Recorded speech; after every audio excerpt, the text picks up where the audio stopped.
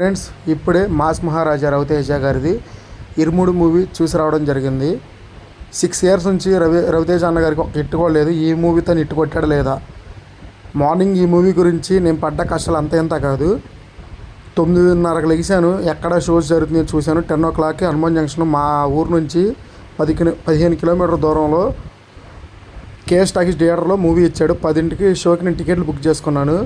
నేను లెగిసేపటికి 9:30 అయింది. రెడీ అయ్యాను, మూవీ టికెట్ బుక్ చేద్దాం బయలుదేరాను. టికెట్ బుక్ చేసుకొని బయలుదేరి కూతురు ఎక్కెళ్ళంగానే మా బావగారు కాల్ చేసి, నేను కూడా వస్తానరా, నాకు టికెట్ బుక్ చేయమన్నారు. ఆయన టికెట్ బుక్ చేశాను.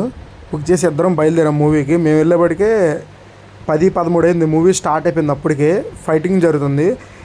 కౌంటర్ దగ్గర టికెట్ చూసే అతను, ఒక టికెట్ డౌన్లోడ్ అవుతుంది బుక్ మై షోలోది, 2 టికెట్ డౌన్లోడ్ అవ్వట్లేదు.